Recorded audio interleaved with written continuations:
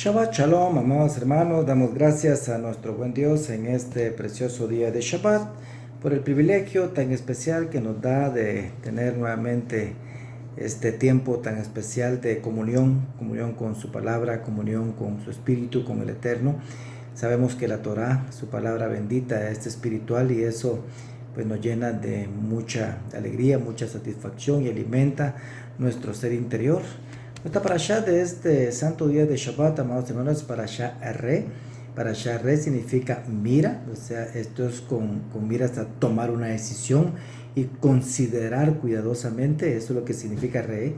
Esta parashá, como siempre, pues muestra tanta voluntad del Señor a través de sus mandamientos que provee mucha información para nuestra vida el día de hoy y contiene una de las frases que es fundamental para nuestra vida como creyentes en la salvación generacional de nuestras familias también, que se refiere a esta frase que ilustra principalmente el énfasis que el Señor hace en este su propósito, y es para que te vaya bien a ti, a tus hijos, después de ti, para siempre. Aquí está esta parte de Deuteronomio capítulo número 12, verso 28.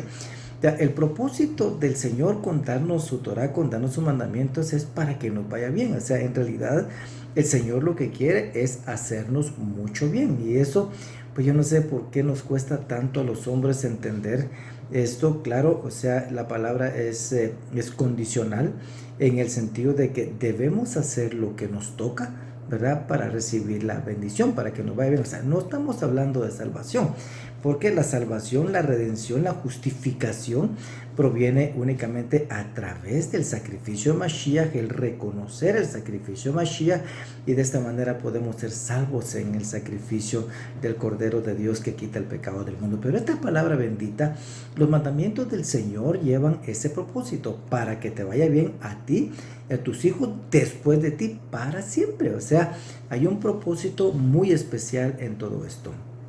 Hay varios temas acá en las escrituras. Aquí habla pues acerca de la bendición y la maldición, que es como empieza la parashá. Después habla del lugar de culto, o sea, el lugar que el Señor escogió para poner ahí su nombre, las ofrendas. También habla acerca de la idolatría de los falsos profetas. Y pues habla también acerca del año de revisión, el año Shemitah. Y también se refiere en gran parte también aquí en esta parte sobre las fiestas del Señor. O sea, hace también un refuerzo sobre la fiesta del Señor. Esto muestra, ¿verdad?, con mucha claridad, ¿verdad?, cuál es la intención de nuestro Padre Celestial en darnos su palabra. O sea, desde el principio ha sido así. De hecho, no podemos alegar ignorancia en ningún momento, o yo no sabía. La verdad es que yo no sabía, no me habían contado, porque ni aún el más impío en todas las edades tiene excusa, porque la Torah tiene miles de años, que fue entregada en el monte Sinaí a toda la humanidad a través del pueblo de Israel, pero en realidad fue entregada a toda la humanidad. Aún así, entonces, el Señor dice: tendré misericordia de quien tenga misericordia. Entonces es entendible y sabemos que nadie puede alegar ignorancia en relación a esto, o que yo no sabía o no me lo habían contado. Eso nos hace a nosotros muy felices, porque si estamos aquí, nosotros tenemos la oportunidad de escuchar su palabra, de tener su palabra como este tesoro muy especial en nuestro corazón y en nuestras manos, es porque el Eterno así lo decidió. Él tuvo misericordia de nosotros, a Él le plació tener misericordia de nosotros y ha querido bendecirnos a nosotros y a nuestros hijos para siempre, tal como lo dice la escritura. Entonces nuestra parashá comienza acá en el verso 26 del capítulo número 11 del libro de Deuteronomio, y dice así: y aquí hoy, dice, pongo delante de vosotros una bendición y una maldición. La bendición, si escuchas los mandamientos del Señor vuestro Dios, que os ordeno hoy. Y la maldición, si no escucháis los mandamientos del Señor vuestro Dios, sino que os apartáis del camino que os ordeno hoy, para seguir a otros dioses que no habéis conocido. Y acontecerá que cuando el Señor tu Dios te lleve a la tierra donde entras para poseerla, pondrás la bendición sobre el monte Gerizim y la maldición sobre el monte Ebal. ¿No están ellos al otro lado del Jordán, detrás del camino del poniente de la tierra de los cananeos que habitan en el Arabá frente a Gilgal, junto al encinar de More? Porque vais a pasar el Jordán para ir a poseer la tierra que el Señor vuestro Dios os da, y tomaréis y habitaréis en ella, y tendréis cuidado de cumplir todos los estatutos y los decretos que hoy pongo delante de vosotros. Y así empieza entonces de nuestra parashá. Entonces lo que hace acá es introducir nuevamente la bendición y la maldición, y la diferencia en alcanzar cada una de ellas se encuentra en la obediencia o la desobediencia a la palabra del Señor. Entonces tenemos el parámetro específico en el cumplir la palabra que nos trae, y el no cumplirla también que puede provocar al hombre. Pero es interesante que si lo pone delante de nosotros es porque nos pone a elegir. Ahí está, tómala, eso es lo que Él nos dice. Pero entonces ya nosotros, eso no supone, ¿verdad?, dominar nuestro libre albedrío para tomar la decisión que el Señor nos está dando. Y esto pone de manifiesto nuevamente, o pone en contexto nuevamente nuestro libre albedrío. ¿Por qué?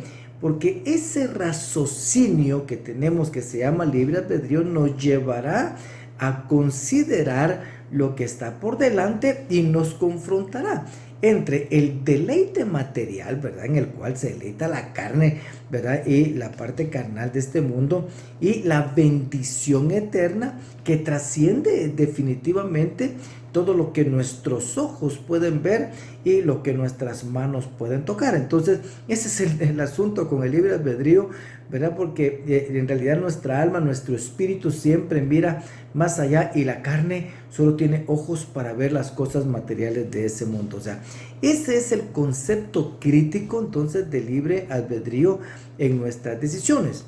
De esta manera, la elección entonces entre la maldición y la bendición, al relacionarlas directamente con la separación entre dos montes que se encuentra, uno que es Siquem y el otro es Gerizim, ¿verdad? Gerizim es la bendición y el monte Ebal, ¿verdad?, es la maldición, ¿verdad? Estos están en Siquem, como dijimos, pues los pone de esa manera para que podamos entender que el uno está opuesto del otro. O sea, son dos montes en este sentido. A decir que si tenemos dos montes donde se encuentran escritas la bendición y la maldición, eso implica que uno se encuentra frente al otro, y cuando nos volteamos a ver uno, le damos la espalda al otro automáticamente. ¿Por qué? Porque no podemos tener una parte de la cara aquí detrás, sino que siempre vamos a estar frente a uno, y cuando damos la frente hacia un lugar, pues le estamos dando la espalda al otro.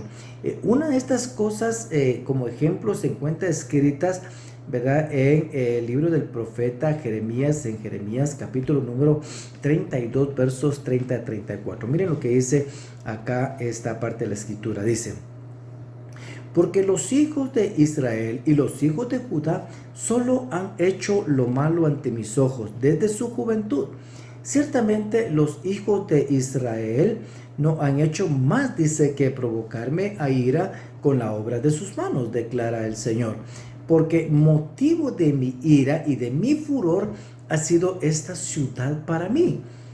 Era desde el día, dice, que la edificaron hasta el día de hoy, de modo que será quitada de mi presencia. Porque todo el mal que los hijos de Israel y los hijos de Judá hicieron para provocarme a ira, ellos, sus reyes, sus jefes y sus sacerdotes, sus profetas, los hombres de Judá y los habitantes de Jerusalén, ellos, dice, me dieron la espalda. Ahí está. Ellos me dieron la espalda y no el rostro, aunque les enseñaba, enseñándoles una y otra vez, dice, no escucharon, dice, ni aceptaron corrección, ¿sí?, sino que pusieron sus abominaciones en la casa que es llamada por mi nombre para profanarla. Entonces, aquí está, ¿verdad? Que al darle la espalda al Señor, lo que hicieron fue darle el rostro a la idolatría y a todas estas cosas que se mueven en las naciones. Entonces, ese es el punto interesante que podemos ver acá en este ejemplo que nos da Jeremías con relación a esto. Alguien decía que en la medida en que definimos correctamente y tengamos claro lo que es bueno y lo que es malo, ¿verdad? Mantendremos separados estos dos montes y las maldiciones no llegarán a estropear las bendiciones. O sea, de hecho, cada uno de nosotros quiere ser bendito, quiere ser bendecido. Entonces, aquí está el contexto entonces donde podemos nosotros ver para dónde tomar, y este es el camino de los mandamientos. En Deuteronomio 11:28, tal como leemos aquí, dice: sino que os apartáis del camino que os ordeno hoy, ¿sí? De acuerdo a este verso que tenemos, a esta parte escrita acá, podemos intuir nosotros lo siguiente. Primero, andar en el camino del Señor, que el camino está marcado por los mandamientos, ¿verdad? Que Él nos ha dado, ¿verdad? El mandato del Eterno, eso pues nos hará mucho bien. Y el salir de ahí, ¿sí? Es apartarse de ese camino, o sea, el salir de los mandamientos del Señor. Y esto nos lleva también a considerar Juan 14:6, que muchos conocemos de memoria, que dice el Señor Yeshua: yo soy el camino, la verdad y la vida. Nadie viene al Padre si no es por mí. Si nos detenemos a pensar un poco en esto y vemos qué nos enseñó el Señor Yeshua con sus palabras y con su vida, veremos lo que Él nos enseñó fue sus mandamientos, ¿verdad? Y nos enseñó también a cómo cumplirlos, porque Él es la Torah viviente. Entonces, Él se constituye en ese camino, o sea, el seguir a Yeshua nos da el camino correcto para ir al Padre. A la luz entonces de este verso podemos inferir quiénes están y quiénes no están en la bendición. Entonces, podemos decir muchas cosas nosotros, pero el camino está marcado por los mandamientos del Señor. El Señor Yeshua nos enseñó a cómo andar en ese camino. Entonces, aquí la frase esta, sino que os apartáis del camino, va a provocar entonces pues pérdida para el hombre. En este sentido, amados hermanos, lo que nosotros debemos intuir en toda esta parte es la importancia que tiene, uno, conocer los caminos del Señor; dos, saber que están marcados por sus estatutos y sus mandamientos; y tres, es que debemos andar en ellos. Para ir entonces avanzando un poquito más y ver nosotros en el capítulo número 12, el capítulo número 12 comienza con un mandamiento específico. Dice: estos son los mandamientos y los decretos que observaréis cuidadosamente en la tierra que el Señor tu Dios da a tus padres y los ha dado para que la poseas todos los días que viváis sobre su suelo. O sea, esto es muy interesante, es muy interesante, porque habla de los estatutos, habla entonces de los mishpatim y los decretos, o sea, los hukim, o sea, son los juicios. En toda esta parte dice: observaréis, que dice cuidadosamente, o sea, tengan cuidado, dice cuidadosamente los estatutos. ¿Cuáles son? Los que siguen aquí en esta parte, o sea, hay que hacerlos exactamente como el Señor lo ha dicho. Y algo que deja sentado aquí también en el verso número 1 de este capítulo número 12 es: todos los días que viváis, dice, sobre su suelo. O sea, esto es bien interesante, porque el énfasis que hace sobre esto, indicándole al pueblo, es que la tierra es del Señor. O sea, la tierra es del Señor, y que ellos, ¿verdad?, solo son tan solo forasteros, ¿verdad?, peregrinos y forasteros, y que solo podrán gozar y disfrutar del fruto de ella si obedecen los mandamientos del Señor. Lo mismo nos pasa a nosotros el día de hoy. Debemos reconocer que vivimos en la tierra del Señor.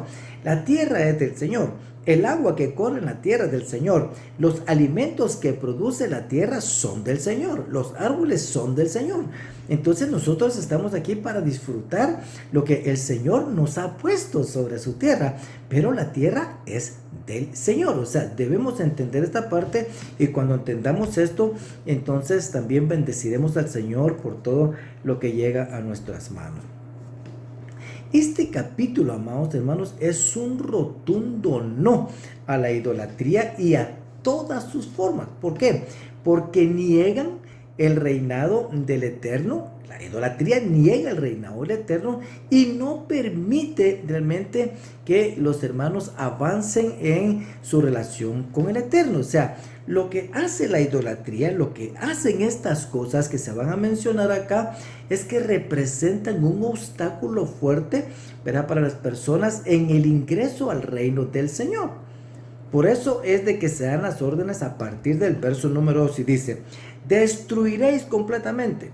Verso 3, demoleréis. ¿Ya? Verso 4, no procederéis así. Verso 5, buscaréis al Señor. Entonces, si desmenuzamos esta parte, ¿qué es lo que el Señor nos está diciendo acá? Es de que el verso número 2 dice: destruiréis completamente todos los lugares donde las naciones que desposeeréis sirvan a sus dioses sobre los montes altos, sobre las colinas y debajo de todo árbol frondoso, ¿verdad? Y demoleréis sus altares, quebraréis sus pilares sagrados, quemaréis a fuego sus imágenes de acera, derribaréis las imágenes talladas de sus dioses y borraréis su nombre de aquel lugar. No procederéis así con el Señor vuestro Dios. O sea, no deben adorar de esa manera al Señor, sino que buscaréis al Señor en donde, en el lugar en el que el Señor vuestro Dios, dice, ha escogido de todas vuestras tribus para poner allí su nombre para su morada, y allí dice vendréis.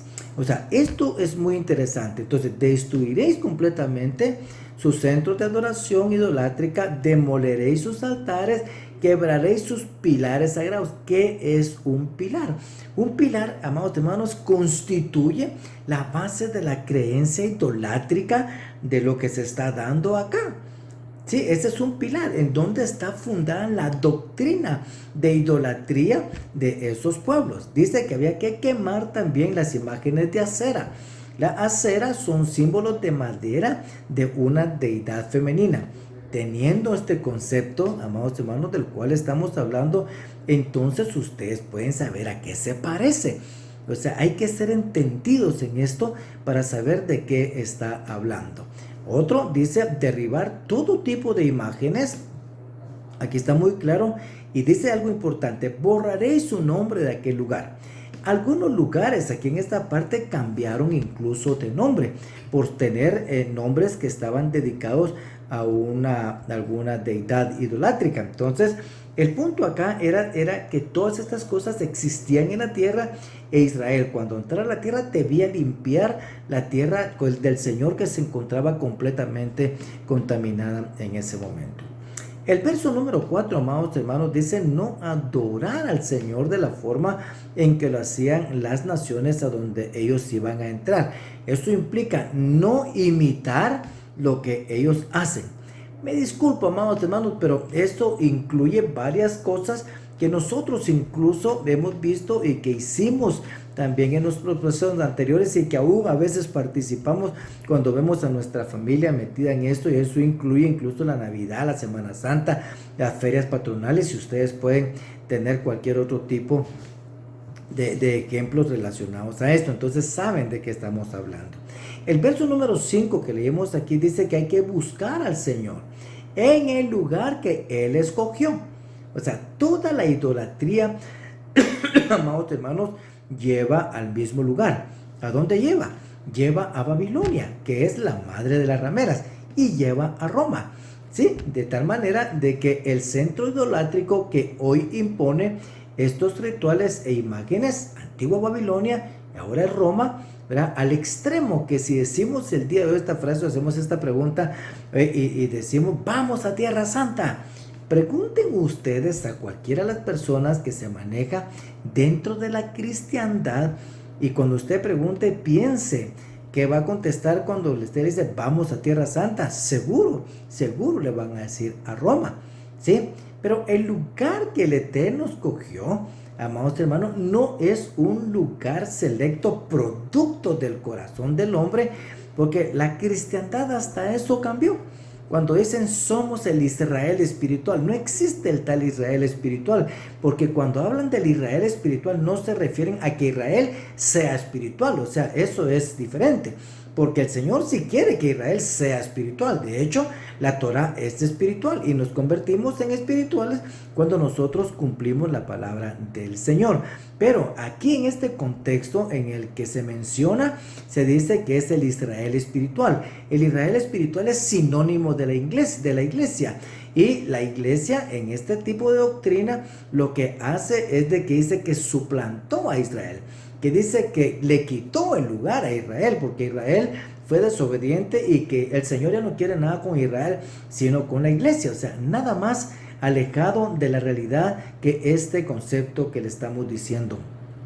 Porque incluso la comunidad, el pueblo del Señor, la novia del Señor se llama Israel. Entonces somos nosotros los que debemos realmente llegar a Israel. Pero este es el Israel que vive a través de la palabra del Señor. O sea, este sí es el Israel que vive por el Espíritu. ¿Verdad? Que es lo que el Señor nos dice en su buena palabra. Entonces, amados hermanos, habitaremos nosotros, dicen ellos también, en la Nueva Jerusalén. Somos el Israel espiritual y habitaremos en la Nueva Jerusalén que está en los cielos. Entonces, no, tengamos mucho cuidado con los conceptos que estamos escuchando. Si de esta manera vamos a ver nosotros, porque el Señor dice, ¿ha desechado Dios a su pueblo? De ninguna manera. Entonces, el Señor no ha desechado a su pueblo. Así que cada vez que traten de enseñarle un concepto de estos, tienen que demostrárselo a través de las escrituras si de verdad están o no están en lo correcto, porque pueden comprometer incluso su vida espiritual. Los versos 6 y 7 que se encuentran aquí en el capítulo número 12 definen la forma de adoración y define qué vino primero en razón, ¿sí? En razón de la presentación de los sacrificios y las ofrendas. ¿Por qué? Porque Él ya bendijo, ¿sí? Y se presenta lo que Él nos dio. Eso es lo que el Señor dice aquí. Traeréis, dice, y allí traeréis, ¿a dónde? Los vamos a traer a Jerusalén. ¿Qué va a pasar? Allí traeréis vuestros holocaustos, vuestros sacrificios, vuestros diezmos, la contribución de vuestra mano, vuestras ofrendas votivas, vuestras ofrendas voluntarias y el primogénito de vuestras vacas y de vuestras ovejas. Allí también vosotros y vuestras familias comeréis en presencia del Señor vuestro Dios y os alegraréis.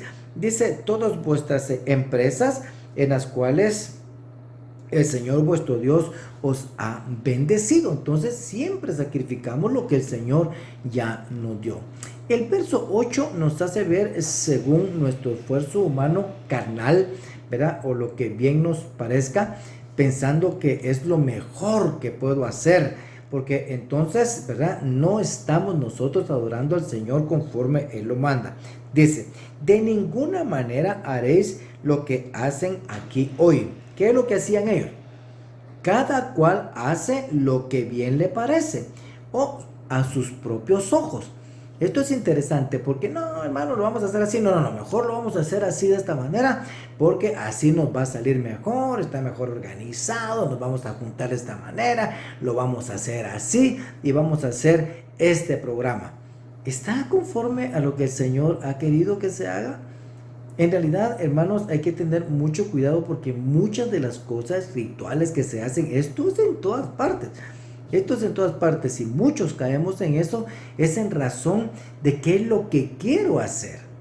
O sea, el producto del corazón del hombre. Entonces, ¿qué es lo que pasa? Resultamos adorando al Señor de cualquier forma, menos de la forma en la que el Señor nos ha mandado a que le adoremos. Miren lo que dice el capítulo número 4 de Juan, versos 20 al 22. Nuestros padres, aquí está hablando el Señor Yeshua con la mujer samaritana. Nuestros padres adoraron en este monte. Y vosotros decís, dice que en Jerusalén está el lugar donde se debe adorar. Yeshua le dijo, mujer, le dice, créeme, la hora viene que ni en este monte, ni en Jerusalén adoraréis al Padre. Vosotros adoráis lo que no conocéis.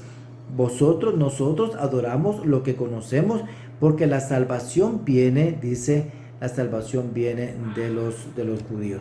O sea, esto es bien interesante porque el Señor ya le dijo, ¿verdad? qué es lo que iba a pasar. Pero la hora viene y ahora es, dice, cuando los verdaderos adoradores adorarán al Padre, ¿cómo lo harán? En espíritu y en verdad. Porque ciertamente a tales adoradores el Padre busca que le adoren. Dios es espíritu y los que le adoran, dice, deben adorarle en espíritu, entonces, y en verdad. O sea, esto es muy interesante porque adorar en espíritu y adorar en verdad, amados hermanos, no es más que cumplir los mandamientos del Señor, ¿verdad? Ahora, verso 25, la mujer le dijo, sé que el Mashiach viene, dice. Cuando Él venga, nos declarará todo. Esto es lo que le está diciendo la mujer samaritana.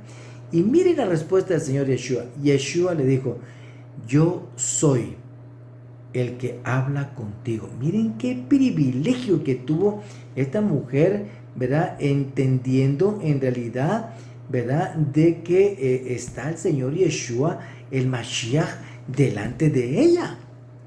Ahora, ¿qué es lo que el Señor le dice? Mira, deja de estar haciendo las cosas que hacen todos estos o lo que dicen que se haga. El Señor busca a los verdaderos adoradores, que le adoren en espíritu y en verdad. ¿Y qué es que le adoren en espíritu y en verdad? Que cumplan sus mandamientos, que cumplan sus mandamientos. Eso es lo que nos viene diciendo las Escrituras durante todo este tiempo que nosotros hemos estudiado las verdades del Señor. Así que el Señor busca adoradores en espíritu y en verdad, los entendidos, los que comprenden y saben que están adorando al Dios vivo y verdadero, deben hacerlo como corresponde. Los versos 17 y 18, amados hermanos, aquí en esta parte del capítulo número 12 nos dice: no te has permitido comer dentro de tus ciudades el diezmo de tu ganado, tu mosto, tu aceite, ni de los primogénitos de tus vacas o de tus ovejas, ni ninguna de las ofrendas votivas que prometes, dice, ni tus ofrendas voluntarias, ni la ofrenda alzada de tu mano, sino que la comeréis en presencia del Señor tu Dios, en el lugar que el Señor tu Dios escoja, tú y tu hijo, tu hija, tu siervo, tu hija, levita, dice, el que vive dentro de tus puertas, y te alegrarás en presencia del Señor tu Dios de toda la obra de tus manos.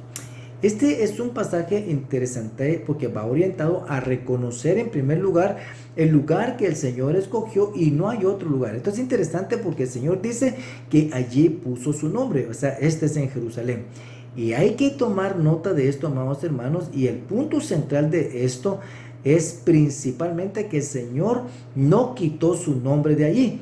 En ninguna parte de las Escrituras dice que Él haya quitado su nombre de ahí. Entonces Él dice que Él puso su nombre.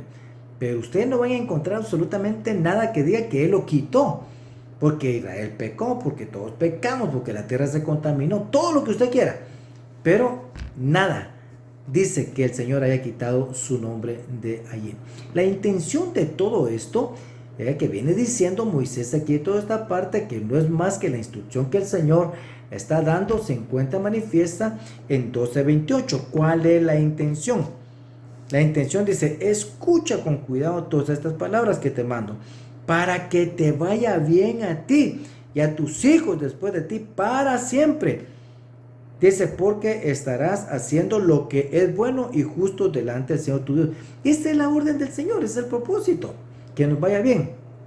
Ahora, lo interesante es que no hay mayor gozo, ¿verdad?, que hacer lo que el Señor nos ordena y ver a alguien que se está gozando producto de que yo estoy promoviendo, ¿verdad?, esa alegría en el Señor.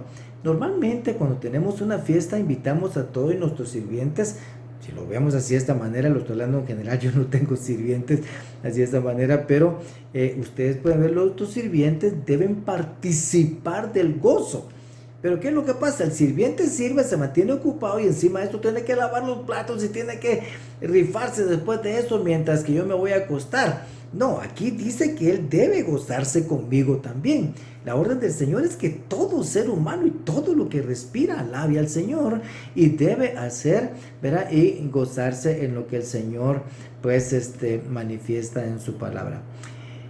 El final del capítulo número 12, que es los versos del 29 al 32, que conectan directamente también con el capítulo número 13, aquí habla acerca de la idolatría. Del verso número 29 al 32 habla de eso. Dice, no caer en la trampa de imitar la idolatría. No proceder así, ¿verdad? Con el Señor, porque toda acción abominable que el Señor odia, ellos la han hecho. Imagínense ustedes, todo lo que el Señor odia, ellos lo han hecho. Entonces, ¿cómo vamos a hacer nosotros lo que ellos hicieron si eso lo detesta el Señor? Imagínense ustedes. Cuidaréis de hacer todo lo que Él mandó, nada le añadiré ni le quitaré. Ahora, esto es interesante porque estas son cosas en las cuales Israel posteriormente cayó e hizo lo que hicieron también, verá, estas naciones. Incluso pasaron a sus hijos por fuego. Y mire lo que dice entonces ya el capítulo número 13 del verso 1 en adelante. Si se levanta en medio de ti un profeta o soñador de sueños y te anuncia una señal o un prodigio, y la señal o el prodigio se cumple, o sea, se cumple, oiga esto, acerca, dice, del cual él había hablado diciendo, vamos en pos de otros dioses, a los cuales no has conocido, y sirvámosles. No darás oído a las palabras de ese profeta o de ese soñador de sueños, porque el Señor tu Dios te está probando para ver si amas al Señor tu Dios con todo tu corazón y con toda tu alma. En pos del Señor vuestro Dios andaréis. Y dice, y a Él temeréis. Guarda, hoy, ¿cómo vamos a temer y amar al Señor? Guardaréis pues sus mandamientos, escucharéis su voz, le serviréis a Él. Dice, y os uniréis a Él. Esto es muy interesante, amados hermanos, porque esto lo que contiene esto es una advertencia muy seria con relación a la idolatría y a los falsos profetas. Aquellos entonces encantadores de todos los tiempos que hipnotizan a los oyentes y con las falsas doctrinas. Miren, de esto hay por todos lados, amados hermanos.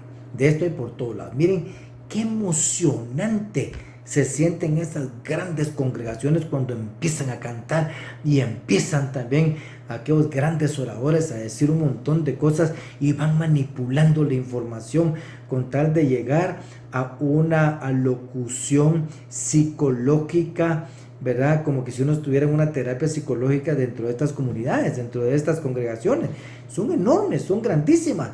Y cuando salen se les olvida incluso el mensaje que recibieron, pero ellos van emocionadísimos, ¿verdad? Y van con la tranquilidad de su alma, según ellos, por lo que escucharon, sin conocer palabra del Señor. Así que, ¿qué es esto, amados hermanos, que estamos viendo acá? La relación que existe es muy estrecha. Aquí en esta parte, lo que hay que hacer es tener sumo cuidado con las cosas que ven nuestros ojos o que experimentamos nosotros en nuestra vida. Algunas pueden confundirnos, ¿sí? Y si no estamos debidamente atentos, pudieran suceder también que nos vamos a enrolar en estas cosas y eso nos va a comprometer en algún momento. Miren lo que dice el apóstol Juan en el capítulo número 4, versos del 1 al 6, en la primera carta de Juan. Entonces primera carta de Juan, capítulo número 4, versos 1 al 6. Amados, dice, no creáis a todo espíritu, sino probad los espíritus, para ver, dice, si son de Dios. Porque muchos falsos profetas han salido al mundo. En esto conocéis el Espíritu de Dios. Todo espíritu que confiesa que Yeshua HaMashiach ha venido en carne. O sea, esto es importantísimo. Este Dios. O sea, tropiezan mucho, realmente muchas corrientes, pues en este tiempo, ¿verdad? En el cual vemos de que la gente, ¿cómo va a venir? Esta es la mayor contaminación que pueda sufrir Dios, que es encarnarse, porque esta carne es corrupta. Todo lo que usted quiera, ¿verdad? Pero el Señor nos dice que Yeshua vendría en carne, que el Mashiach vendría en carne. Y esta es una forma de probar los espíritus. Todo aquel que confiesa que Yeshua ha venido en carne es de Dios. Y oiga el verso 3. Y todo espíritu que no confiesa a Yeshua no es de Dios. Y este es el espíritu del anti-Mashiach, del cual habéis oído que viene y ahora ya está en el mundo. ¿Sí? Hijitos míos, dice, vosotros sois de Dios y los habéis vencido, porque mayor es el que está en vosotros que el que está en el mundo. Ellos son del mundo, por eso hablan de parte del mundo y el mundo los oye. Nosotros somos de Dios. El que conoce a Dios nos oye, y el que no es de Dios no nos oye. En esto conocemos el espíritu de la verdad y el espíritu del error. Miren, hermano, cuando empiezan a hablar en contra de los mandamientos del Señor, cuando empiezan a hablar en contra de la Torah, cuando empiezan a hablar en contra de lo que el Señor dice en su palabra, ese es el espíritu anti-Mashiach. Así de sencillo, o sea, no debemos darle tanta vuelta en los conceptos, así es. Eso es lo que el Señor nos está enseñando en su palabra, y Juan nos dice en su primera carta, ¿verdad?, cómo debemos y cómo podemos identificar estos falsos profetas. El capítulo número 13, verso 5 dice: pero a ese profeta o ese soñador de sueños se le dará muerte, por cuanto ha aconsejado rebelión contra el Señor tu Dios, que te sacó de la tierra de Egipto y te redimió de casa de servidumbre, para apartarte del camino en el cual el Señor tu Dios te mandó andar. Así quitarás el mal de en medio de ti. Así que solo miren, hermanos, en los siguientes capítulos hay 5 referencias más con relación a esto. Está en Deuteronomio 17, 19, 21, 22 y 24. ¿Sí? Ahí está, ¿verdad? Así quitarás el mal en medio de ti. O sea, el punto que se le dé muerte, ¿verdad?, a alguien, pues aquí está establecida nuevamente la pena de muerte, es para quitar el mal en medio de ti. Miren, así, por eso todas estas cosas que se dan, y perdón, amados hermanos, que traiga esto alusión, pero cuando esos grupos juveniles que se levantan, que ya no son juveniles tampoco, hay mucha gente joven metida en estas organizaciones, pero en realidad hay mucha gente grande que los dirige también. Entonces, ahí hay mucha gente que llevan muchos asesinatos y los mandan supuestamente a la cárcel para que se regeneren. No hay peor escuela del crimen que esas cárceles. Entonces debemos entender, no se les quita la vida porque dicen ellos que no se le puede quitar la vida a ninguno. Aquí dice que sí. ¿Para qué? Porque ellos no se van a regenerar. Salen y vuelven a matar a otros 15, o vuelven a matar a otros 10, o vuelven a matar a otros 25. Entonces, para que no maten a otros 10, otros 15, otros 25, dice, hay que quitar el mal en medio de ti. Y por eso es de que se da la pena de muerte como corresponde y lo que la justicia debe hacer. Los jueces tienen que tener mucho cuidado con las decisiones que toman en este sentido, y cuando benefician estas cosas, miren, señores, de verdad se van a encontrar con el Dios vivo, el verdadero, con el juez de jueces, es insobornable. Entonces ahí vamos a ver que todas esas corrientes del mundo, todas estas cosas que les enseñaron equivocadamente, ¿verdad?, que están fuera de la palabra del Señor, entonces se van a dar cuenta ustedes de que el gran rey ha dado su palabra con un propósito bien definido, y este es quitar el mal en medio de la tierra, y esta es obligación de los jueces. De hecho, la siguiente parashá que viene es Shoftim, es jueces, ¿sí? O sea, estos mandamientos son cosas que tienen que hacer los jueces también. El capítulo número 14, amados hermanos, habla acerca de los animales inmundos, los animales puros, impuros, pero miren cómo empieza el capítulo 14. Dice: vosotros sois, dice, los hijos del Señor. ¿Qué dice? Vosotros sois los hijos del Señor. ¿Quiénes son los hijos del Señor?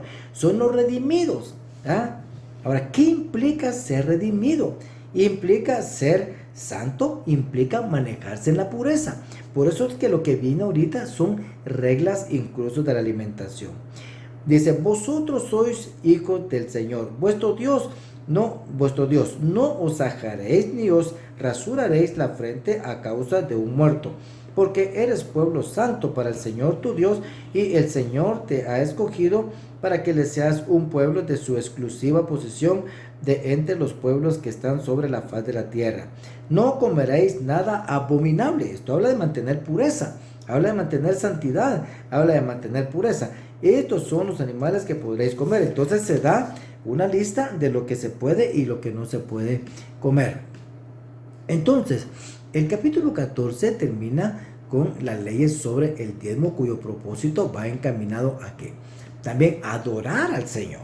De esta manera, también aquí en esta parte que se encuentra acá, después de lo que habla acerca de la pureza, escogiendo la parte de la alimentación, entonces el capítulo 14, la otra parte, habla acerca de las leyes sobre el diezmo. Verso número 22 dice: diezmarás fielmente todo el producto de tu sementera, dice, lo que rinde tu campo cada año.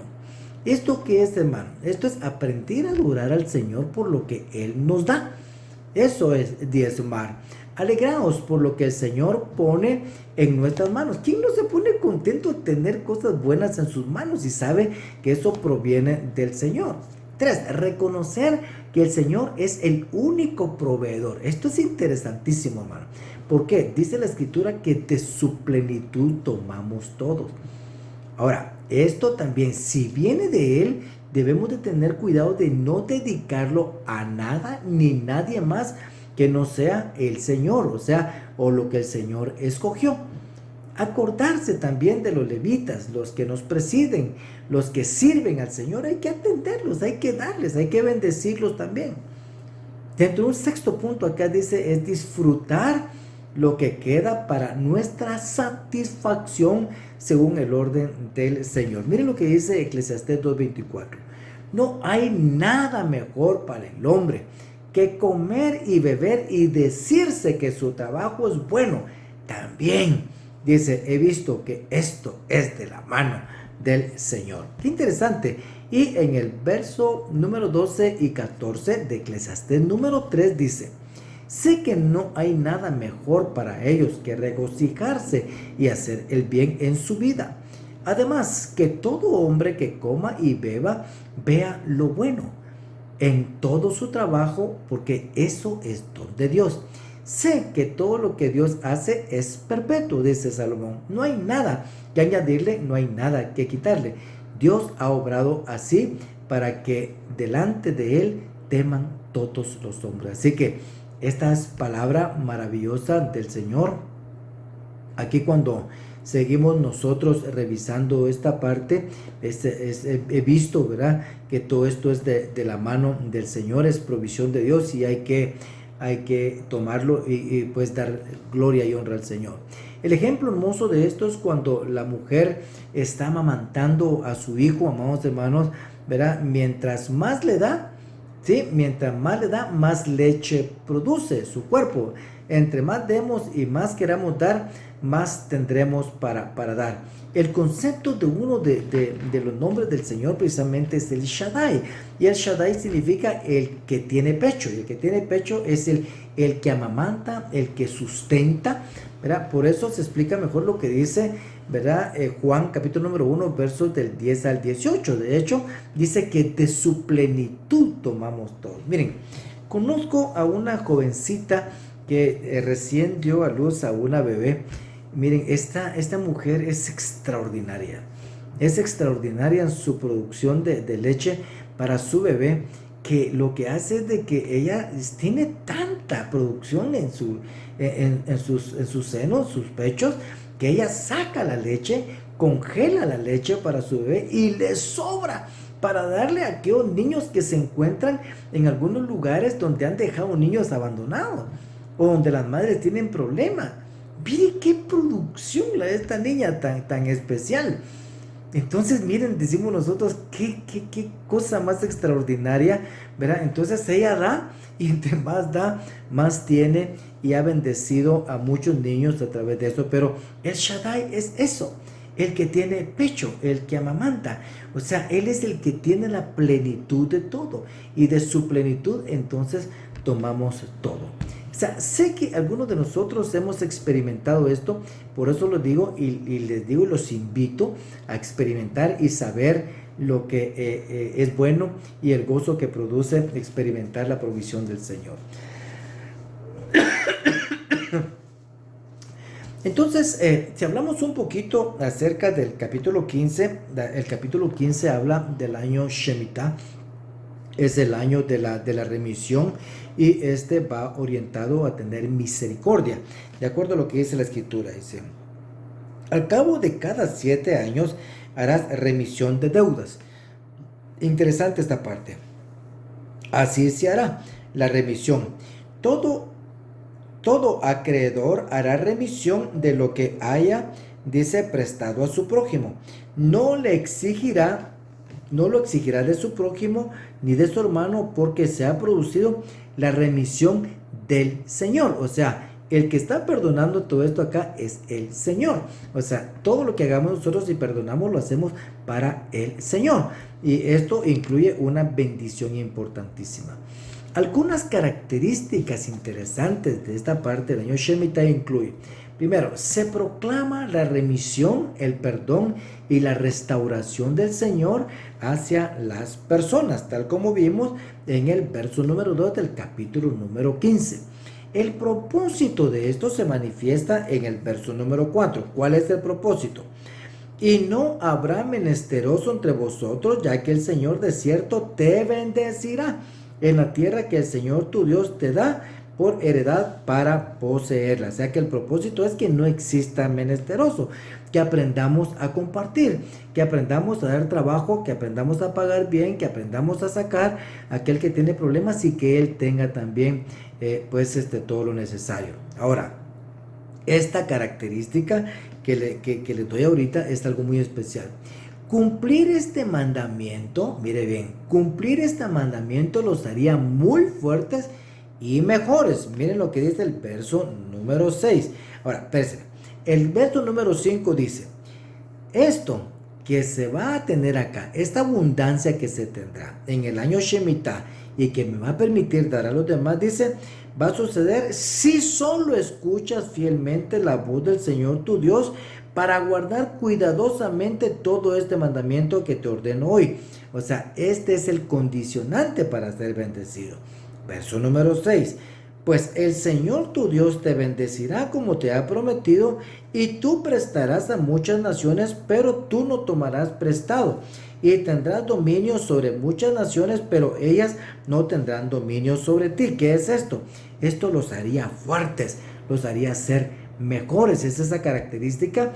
Cumplir este mandamiento los haría fuertes, los haría mejores, como dice, pero el profeta Jeremías nos cuenta que fue lo que sucedió, y en lugar de ser fuertes, cumplir los mandamientos del Señor, el no haberlo hecho, el no haberlo cumplido, el haberlo ignorado, el haber tomado nuevamente en cautiverio a los que ellos habían liberado, los hizo enojar al Señor, y dijo, no, que se vayan al exilio, y el Señor los mandó al exilio. Entonces, esta parte del año Shemitah, del año de la remisión, es muy importante. El Señor quiere que seamos nosotros misericordiosos. ¿Cómo dar? Y pensar que el pobre, ¿verdad? Según nuestra parashá, nos ayuda a entender, ¿verdad?, cuál debe ser la actitud de nuestro corazón. Y esto se encuentra acá a partir del verso número 7 en el capítulo número 15. Dice: si hay un menesteroso contigo, uno de tus hermanos, en cualquiera de tus ciudades, en la tierra que el Señor tu Dios te da, no endurezcáis tu corazón, ni cerrarás tu mano, dice, a tu hermano pobre, sino que le abrirás libremente tu mano, y con generosidad le prestarás lo que le haga falta para cubrir sus necesidades. Cuídate de que no haya pensamiento perverso en tu corazón, diciendo: el séptimo año, el año de remisión, está cerca, ¿verdad? Y mires con malos ojos a tu hermano pobre y no le des nada, porque él podrá clamar al Señor contra ti, y esto te será pecado. Oigan, con generosidad le darás, y no te dolerá el corazón cuando le des, ya que el Señor tu Dios te bendecirá por esto en todo tu trabajo y en todo lo que emprendas. ¿Por qué? Aquí está la razón. Porque nunca faltarán pobres en tu tierra. Por eso te ordeno, diciendo: con liberalidad abrirás tu mano a tu hermano, al necesitado y al pobre en la tierra. O sea, ¿hay pobres para qué?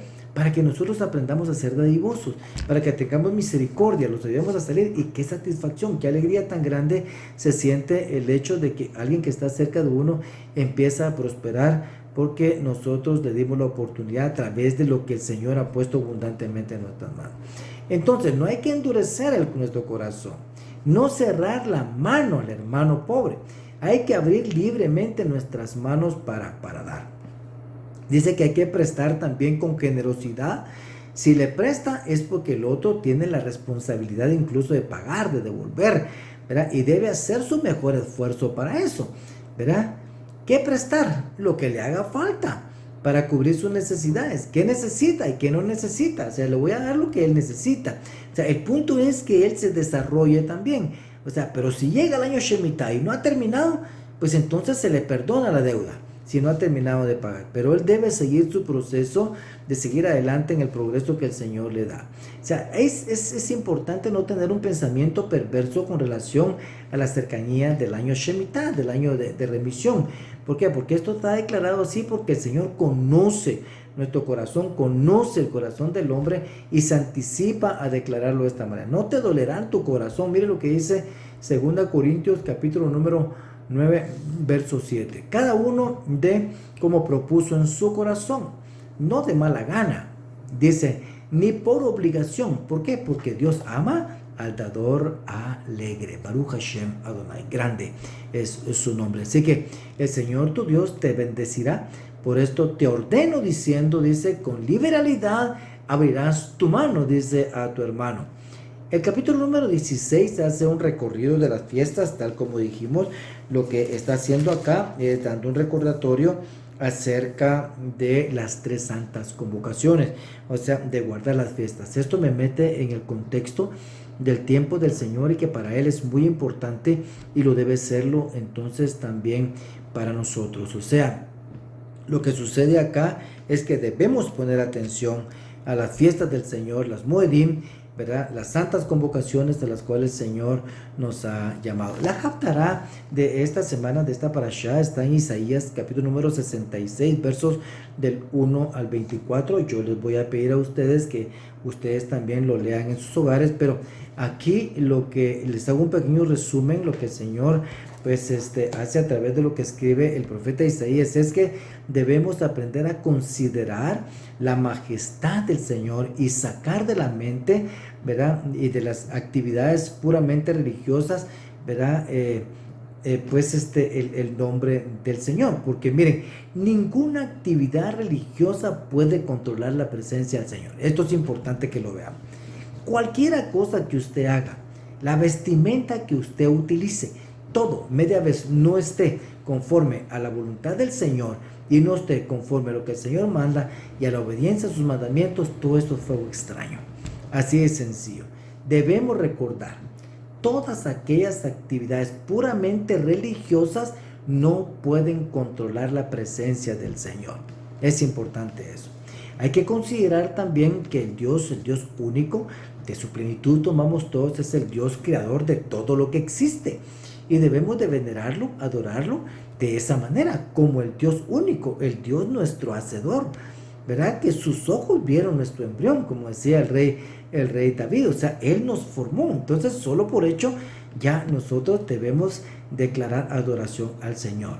Debemos considerar también quiénes son, ¿verdad? Los que hayan gracia delante del Señor. Y de acuerdo a lo que dice Isaías aquí en su capítulo número 66, es ¿quién es el que el Señor considera? Aquel que es humilde, aquel que es contrito de espíritu. Contrito es la palabra naque, ese contrito significa abatido, o sea, no se considera a sí mismo como digno de estar en la presencia del Señor. ¿A quién más? Aquel que tiembla ante la palabra del Señor, que tiembla es la palabra jared. Esta palabra jared implica que él es temeroso, reverente, que se estremece y que no toma a la ligera la palabra del Señor. De esta manera hay que considerar lo delicado también de la idolatría y los rituales religiosos sin espíritu de obediencia y a los mandamientos y que sean producto del corazón del hombre. Porque aquí en esta parte el Señor dice, mira este pueblo, mira lo que ha hecho, mira qué hay en su corazón, mira, ya el Señor lo dice de esa manera. Así que la disciplina, ¿verdad? Es un llamado, ¿verdad? A oír la palabra del Señor para no ser avergonzados. El Señor no quiere que seamos avergonzados y se produce así de esa manera. En los versos 8 y 9 de este capítulo número 66 se da el anuncio del nacimiento del pueblo de Israel. Y este es un anuncio de consolación, anuncio de juicio a las naciones y restauración de sus fiestas solemnes. Bendito sea el Señor por su santa palabra. Amados hermanos, el Señor siga teniendo misericordia de nosotros y nos ayude a tener un corazón conforme al suyo. Que el Señor llene de bien nuestras vidas y que nos haga vivir días buenos en la tierra de los vivientes. Vamos a bendecir al pueblo del Señor con el permiso del Eterno. Que el Señor le bendiga y le guarde, que el Señor haga resplandecer su rostro sobre usted, tenga usted misericordia, que el Señor alce su rostro sobre usted, ponga usted shalom. Que la bendición del Altísimo, el Dios y Padre Celestial, sea sobre cada uno de ustedes. Que la gracia del Señor repose sobre sus hogares, sobre sus cabezas. Incline su corazón, su mente, su deseo al cumplimiento de los mandamientos del Señor, para que puedan ver días buenos en la tierra de los vivientes. Que el Señor encamine sus pasos con bendición hacia Sion y les permita ver el bien de Jerusalén en sus días. Amados hermanos, los bendigo en el nombre bendito, glorioso y maravilloso de Yeshua HaMashiach, Melech Israel. Yeshua, el Santo Mesías y Rey de Israel. Shabbat Shalom, que la gracia del Señor sea sobre todos ustedes. Amén.